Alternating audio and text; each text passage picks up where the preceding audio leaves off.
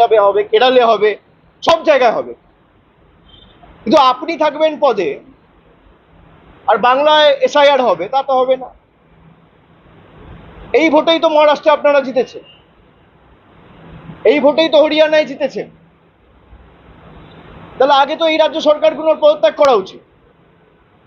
कल जो हुआ दिल्ली में, लोकतांत्रिक तरीके से, शांतिपूर्ण तरीके से 300 सांसद ऑपोजिशन के, और इनमें बहुत सारे महिला सांसद भी थे, इनको जिस तरीके से दिल्ली पुलिस ने धक्का दिया, इनके साथ बर्ताव किया, इनको रोका, ये स्पष्ट दिखाता है, दर्शाता है कि इलेक्शन कमीशन, चुनाव आयोग डरा हुआ है।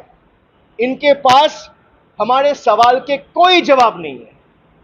अगर आपके पास जवाब है तो आप दो भाई, कि एक ही एपिक नंबर पे गुजरात में और बंगाल में वोटर कैसे है, एक ही नाम पे अलग अलग 10 पोलिंग स्टेशन में वोटर कैसे है, एक ही एड्रेस पे 5 बाई 10 स्क्वायर फीट एक मकान में 100 वोटर कैसे रह सकते हैं, जिनका कोई अता पता, कोई एग्जिस्टेंस नहीं है।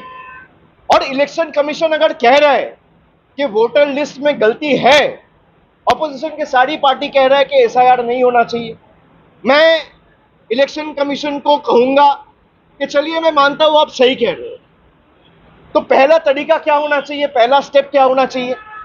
इसी इलेक्टोरल रोल और वोटर लिस्ट के आधार पे देश का प्रधानमंत्री चुना गया है 1 साल पहले।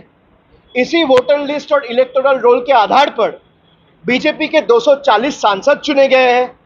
इसी वोटर लिस्ट के आधार पे देश के गृह मंत्री चुने गए हैं। इसी वोटर लिस्ट के आधार पे देश के स्वास्थ्य मंत्री चुने गए हैं, रक्षा मंत्री चुने गए हैं। इसी वोटर लिस्ट के आधार पर जो इलेक्शन कमीशन कह रहा है जिसमें फेक वोटर है, इसी वोटर लिस्ट के आधार पर यही सांसद जो चुने गए हैं वो आने वाले दिन में राष्ट्रपति चुनेंगे, उपराष्ट्रपति चुनेंगे। तो पहला कदम चुनाव आयोग का यह होना चाहिए कि अगर वोटर लिस्ट में कोई भी इरेगुलरिटी है तो भाई लोकसभा डिसॉल्व होनी चाहिए।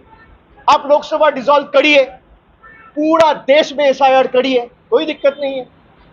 लेकिन एक सिलेक्टिव नहीं कर सकते ना कि गुजरात में एसआईआर नहीं होगा, गुजरात में वोटर लिस्ट ठीक है, उत्तर प्रदेश में वोटर लिस्ट ठीक है, मध्य प्रदेश में ठीक है और बंगाल में नहीं है, बिहार में नहीं है, तमिलनाडु में नहीं है। क्यों नहीं है?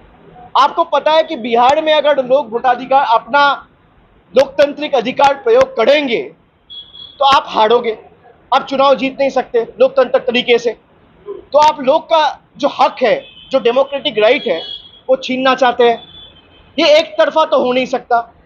जो नियम और जो कानून आपके लिए एप्लीकेबल है, वही नियम और वही कानून इस देश में, अगर मैं बंगाल में हूं और आप गुजरात में हैं तो एक ही कानून है। भाई अगर एसआईआर आप करना चाहते हो तो आप एसआईआर करिए, लेकिन पहला कदम लोकसभा डिसॉल्व होना चाहिए। If the government is elected on the basis of the same flawed SIR, then the legitimacy of the central government is null and void. The government of the day should resign. The union government should dissolve. The Lok Sabha should be dissolved. आप Lok Sabha dissolve करिए, पूरा देश में 140 करोड़ के देश में, पूरा देश में, हर एक प्रदेश में आप एसआईआर करिए, कोई दिक्कत नहीं है। आप इसी वोटर लिस्ट के आधार पे चुन के आए हो 1 साल पहले और आप कह रहे हो बंगाल में वोटर लिस्ट गलत है लेकिन गुजरात में सही है, बिहार में गलत है लेकिन यूपी में सही है। भाई अगर गलत है तो आपके ऑपोजिशन, हमारे ऑपोजिशन जितने भी दल हैं, वो स्पष्ट आपके पास सबूत के बदौलत आपके पास इंफॉर्मेशन रखा है कि वोट चोरी कर्नाटका में भी हुआ है, यूपी में भी हुआ है, गुजरात में भी हुआ है और बिहार में भी हुआ है। और बीजेपी ने वोट चोरी करके इलीगली, अनएथिकली, अनकॉन्स्टिट्यूशनली पावर में आया है।